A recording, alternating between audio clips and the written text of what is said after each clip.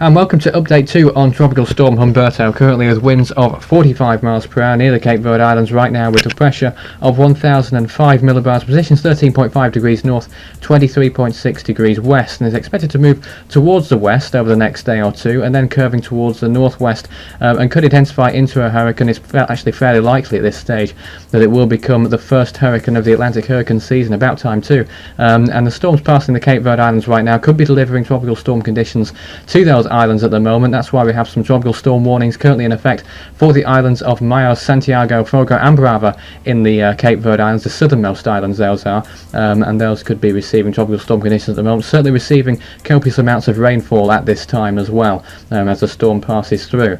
So this is the probability percentages of tropical storm conditions in the next 96 hours, about 70% for the southeasternmost islands, southwesternmost rather, with around 30 to 40% for the rest of the islands, excluding the northeast, where those are the lowest chances of tropical storm conditions occurring on the northeastern islands, around 10% I'd say at this time.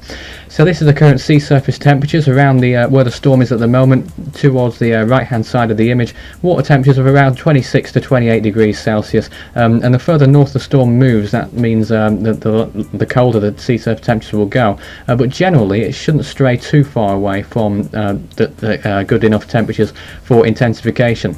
So this is what the models are saying for intensity over the next 5 days or so. You can see how it intensifies it. Most of the models intensifying it to a hurricane, except only one, and you can see one of the models actually predicted a category 3 storm. That's not really very likely at this stage, but you never know what may happen out there in the eastern Atlantic. This is what the current track models say.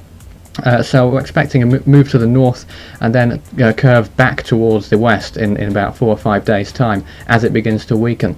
This is the shear. You can see how it dips initially over the next day or two and then rises fairly considerably towards the end. That could interfere with any development that occurs there. Sea surface temperatures fairly high at this time, 28 degrees, but expected to drop to around 25-26 degrees, which is barely, if at all, conducive towards development. And relative humidity is currently high at the moment, 80%, likely to gradually decrease to around 50% at day 5. So in around 5 days time we'll certainly be seeing the storm weakening, and probably the end of Humberto, unless it dips quite considerably towards the south.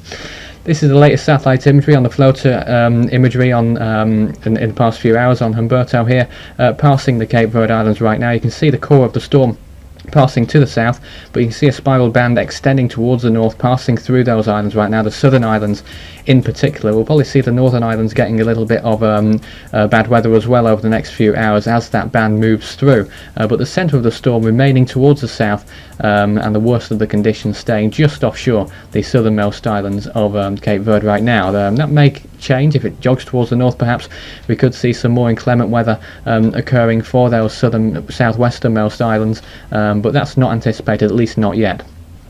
So as of September the 9th at 3 PM UTC, this is the current situation in the world tropics. You can see what's left of Gabrielle moving towards the north, still with a 20% chance of development. That's also known as Invest 92 now. Tropical Storm Humberto, of course, near the Cape Verde Islands, and we have 3 new invests in the western Pacific, 94, 95 and 96W, currently located in the South China Sea and out at sea as well, on the other side of the Philippines, one near Palau and one near the Mariana Islands. This is the current situation in the Atlantic Ocean. You can see Humberto there, obviously, and 92L out in the western Atlantic, just north of the Greater Antilles. So it's the 8th storm of the 2013 Atlantic hurricane season. No hurricanes yet, still sticking out like a sore thumb there, but that may change over the next few days. It certainly seems likely at this stage, and it's also worth pointing out that September the 11th is the latest first hurricane formation since naming of hurricanes first existed. So if it passes that date without seeing a hurricane, that is possibly making history there, and it will be back to 1941 since we had the first hurricane form any later than that date. Don't forget you can track this storm at the website force13.com/storm tracking.html. That's the main page for the storm tracking information. They are presented with the tracking map, which shows the current storms out there, and their intensities in the form of tables and any warnings that are currently in effect at the top and bottom of the map there, including invests and post-tropical storms as well. So in between videos you might want to check that out to see the latest updates on the storm in between this video and the next one, which will probably be coming up at around midnight UTC on Tuesday morning. That's the 10th of September 2013. That'll be coming up in around 12 hours time, but until then, that's all for now.